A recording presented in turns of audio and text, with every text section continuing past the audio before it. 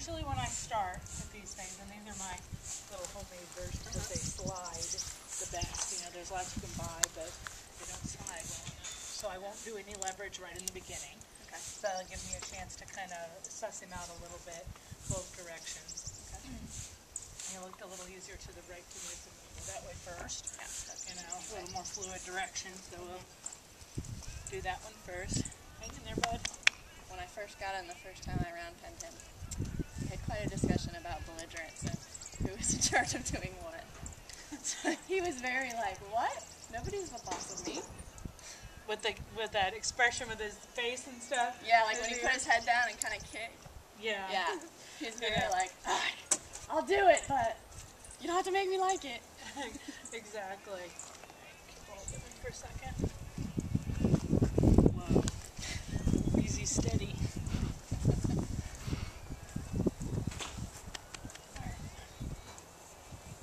Now, sometimes the first time that they go off, you know, and I have a little feel, and it just depends on the horse. We had that same discussion about you will go forward, you know, and being a little bit positive. That's good. He's already like, something's different. He's awake. And when I first do it, I look familiar? Yeah, it does. It's like I'm riding him. Good boy.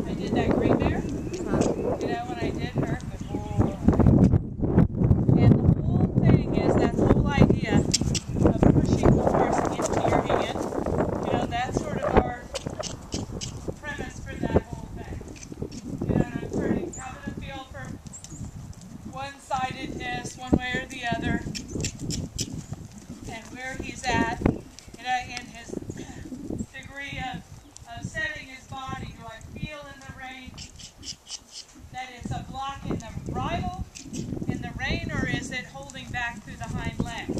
Now, like right here, I feel like it's a little block and holding back from the hind leg. Yeah, So I'm going to light it up just a little bit.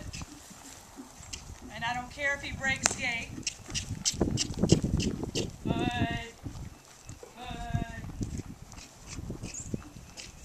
Good. So he starts to push through. Good boy.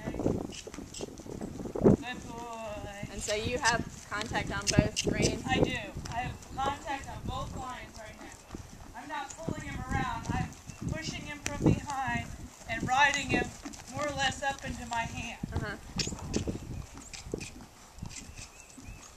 I'm going to let him go both ways like this, and then I'm going to do the rein like I had in that gray mare and address sort of the pushing more forward, see if I can break up this right rein a little bit, get him to push more through on that side. Good boy. Good. And walk. Good. Good. Good boy.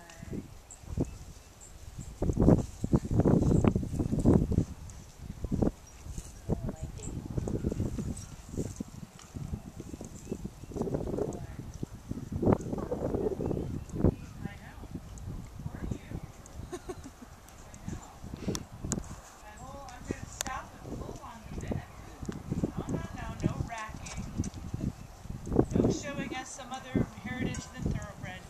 I'm leaving, and I'm going to change the rest of it. You can pace very well. That was good. I'm a little worried, but that was pretty good. And in the beginning, until you spend like a day that's different, swapping it so that it goes over their butt, you know, I won't swap it over their hindquarter, because sometimes that could just sort of ruin everything you're doing. You know, if they're a little goosey, which my instinct with me tells me he might be just a hair, you know, goosey if the ropes slide over his butt, and he doesn't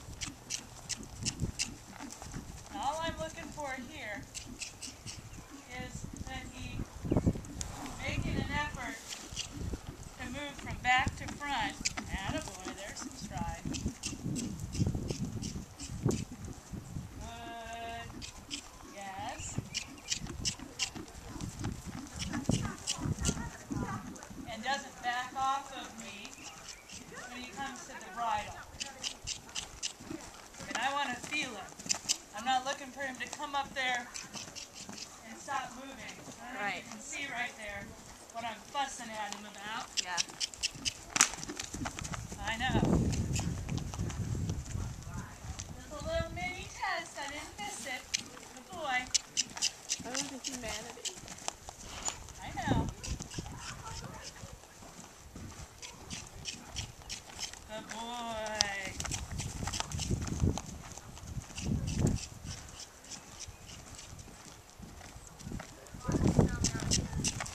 That's going to help him a lot when I change the lineup. Good.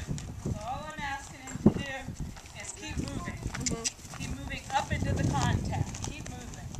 You know, where when we're sitting on them, it's much easier to let all the energy go away. Yeah. When they fight the bridle. Yeah. Okay, he feels really good with that. This is going to make a big difference. He has a little bit of a sass attack on that left side. So when I change this over, he might not be the happiest camper in the world. Good boy. Hasn't killed him yet. Yeah, you're fine. So this was your mom's present to you. Not asleep horse? anymore. All of a the sudden training. now we're in the learning curve.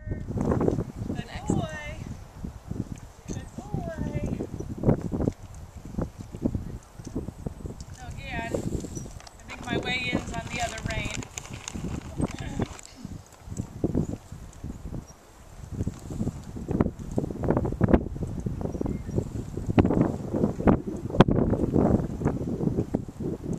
You know what I think? Would you go into the barn and get the girls to cut you a couple pieces of twine? Yeah. I don't want to clip this to your fancy Eco Gold pad because if he pulls hard, he'll rip the billet thing.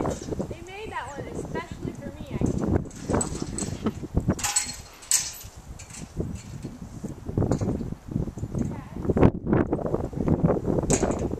It's a great little living area. Yeah, it is. It's Nice. nice. Next year, Just we're ate gonna lunch. put down a base Yeah. like the M10 because they dig a hole every They like to year. roll right there. They roll and they make a hole or they drop into. It's a great little space though. Yeah, it's about right. And it's great for the green ones and when you're doing something new. Mm-hmm. Little bit I need to build a guard fence so they don't run under the roof. I've had a few young ones try to take me off under that overhang.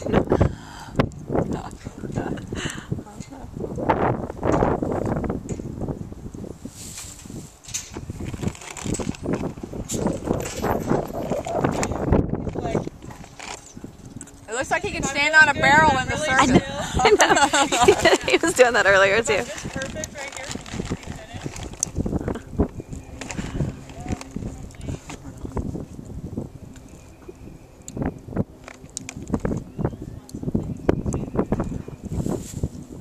Standing still has never been a problem.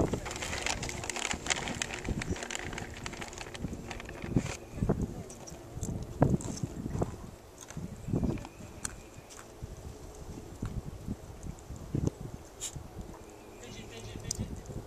Yeah, well, he's like slowly creep.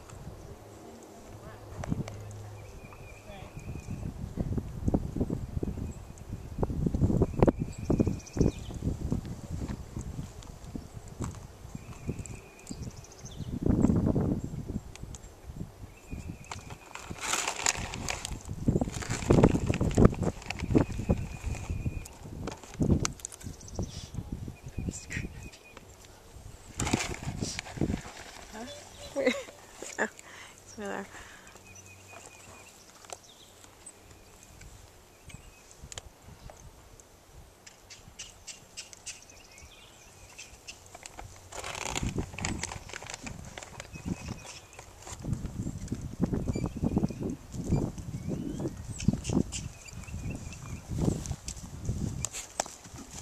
Whoop, whoop, whoop, whoop. Your twine broke. One of them did, mine did. Not your fault, buddy. There's need much more. That was not your fault. I know. How old is he? He is 7. guess he's 8 according to the jockey club. Is he a canter horse? Yes. Came from Allie. Awesome people. Nice. Yeah, Jessica Marholm. When he's trying to figure out here. There we go. You were good. That wasn't your fault. That's okay. My mom accidentally hits me in the face too. Good. Good Boy.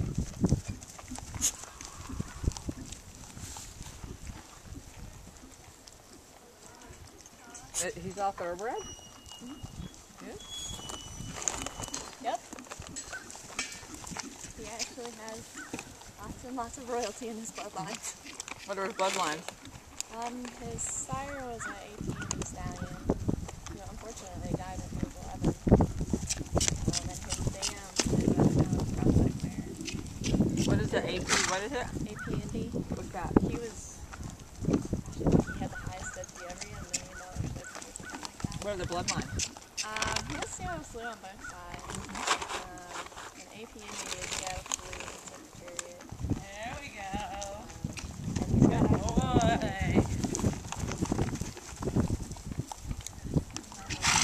British and Irish horses through one of his dam lines. He got turf. That's why it's heavier. He got turf bloodline. Yeah. Sire was bred to be a turf horse.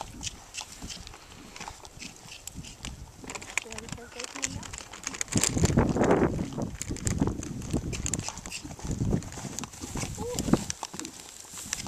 Right. Good boy. Duck. Good boy. Right. Good.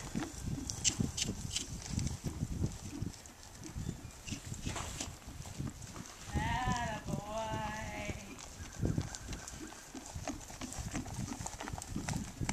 You're all right. When they're working on something like this,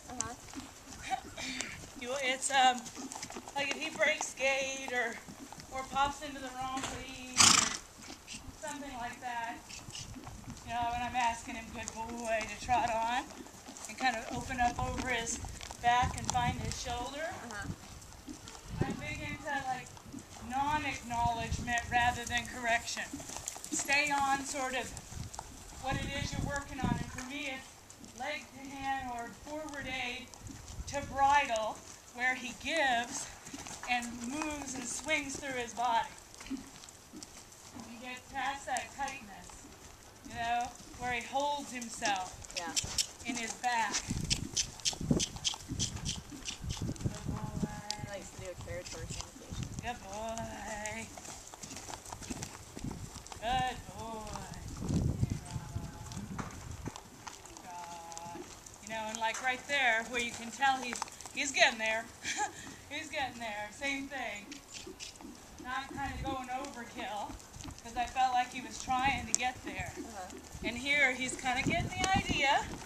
So I'm asking for just a little more inside bend, where I take just a little feel on the inside and crowd him just a hair with my position to let him fill it out. Yay! Good boy. And moved a little away, and that's the beginning. There, good boy. That's it.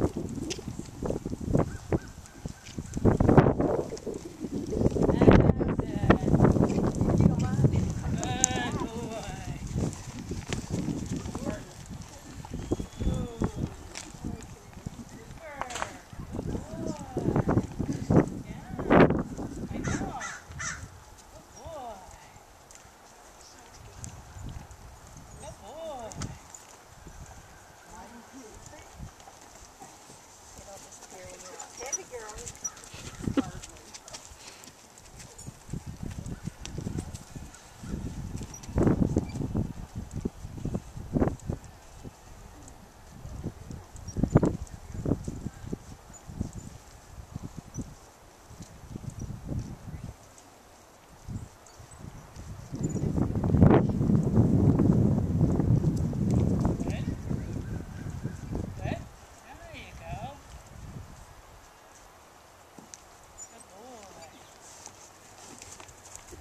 attention now, huh?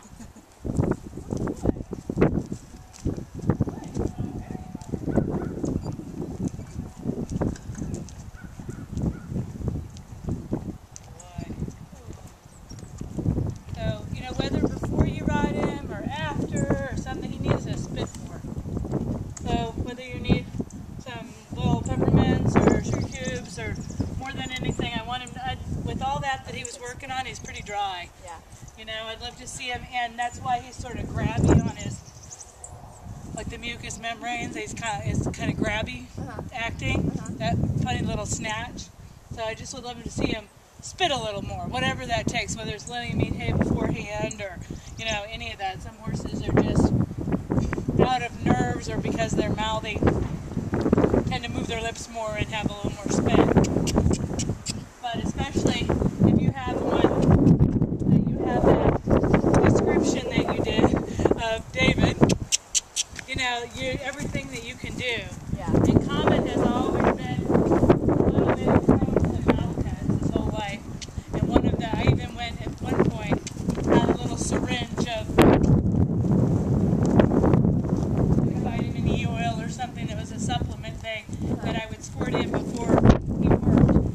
And that, because he won't eat food during work, because he's working. Yeah.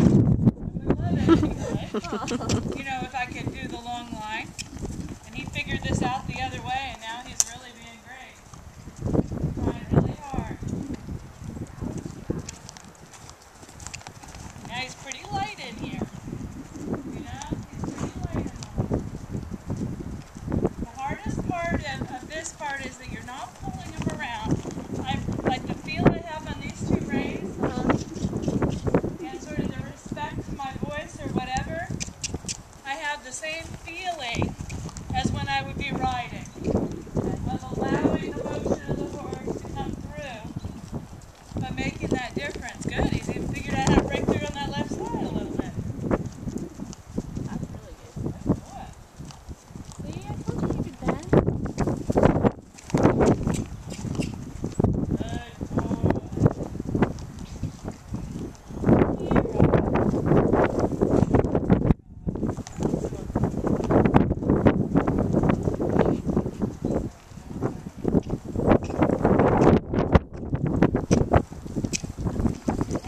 That's what you want to do. Take that big old step and throw those little feet out. Fancy.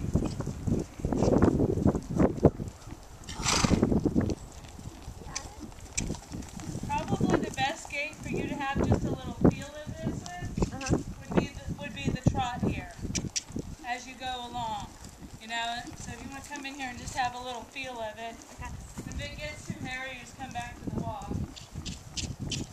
And the same thing as riding, and most of it you're trying to solve with the back to front idea. And I try holding them a little bit like you're holding the reins in the beginning, so you can have the elasticity also to get over your ring finger that way. Keep that march coming up to you. That's it.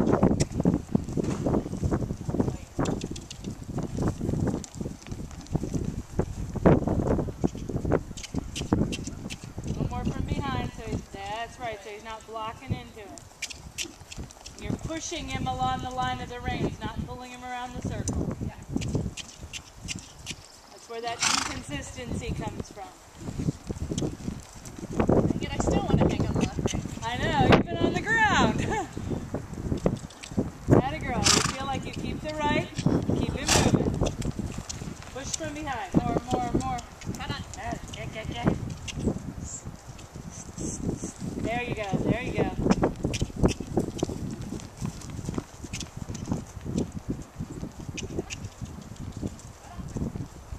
Atta girl, that was better. Try a little canter.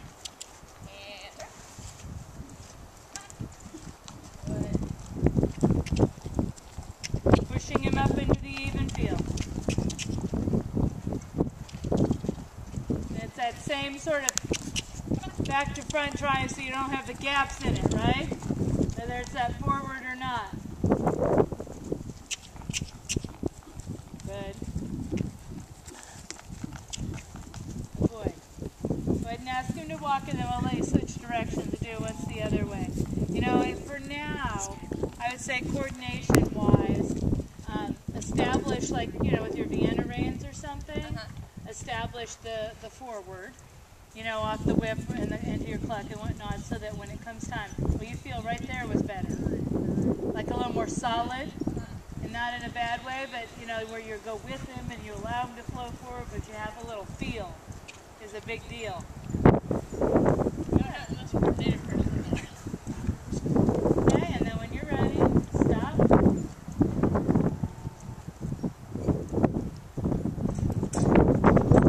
That might be a little bit claustrophobic for him, so don't be too hard on him with the, there you go. And then go right to him when he's still. Now, like, you know, in the beginning where you only expect about a 2 count, you know, with them when they're still, and kind of tug out on some of that line so that it's not so tight on him when you're swapping directions. And then I go over the front, especially if he's not head shy. You can either do it that way or to keep a hold of it and swing over. It doesn't matter.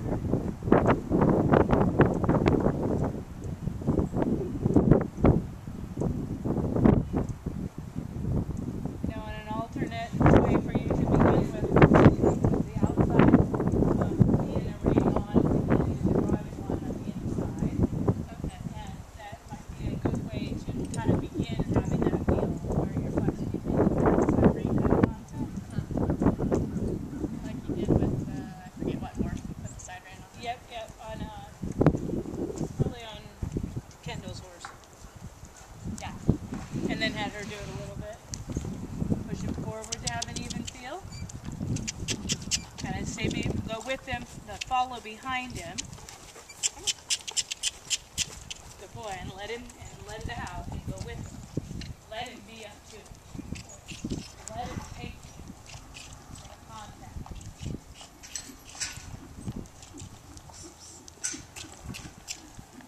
That left rein. Slide through your finger a bit more. Give yourself a little more length on those lines, so you don't end up getting stuck at the end of it. Super. Urge a little more forward. Whether it's respect from the ground or timing, that little bit of difference, like you see yourself here, how much more forward, right? Yeah. That you know he can go, and it's not all a respect thing. Let out a little more to the end of the line. Good. That's it. Let your feel and march on us. Good. Feel that right one? Good boy. Good. Feel a little more the right one until you see the bend and shape you're looking for. Ease up on the left, trying to push it evenly into the contact.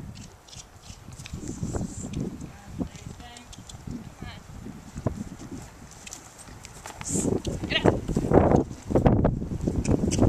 See if you can get a little canter at some point. And turn.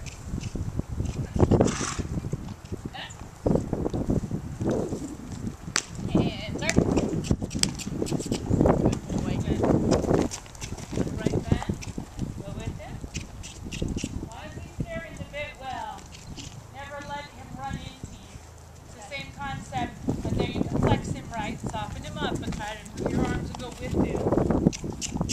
Keep that rhythm coming. So it's kind of like that medium canter we were doing. This is better right there. Flex right. Going, push the right line on through. Position, atta girl. Right side. Be careful of that hole. I'm going to show you about it. I tripped in that thing about going face first a couple of times. Good. Back to trot. Boy. Hyper. That's fine.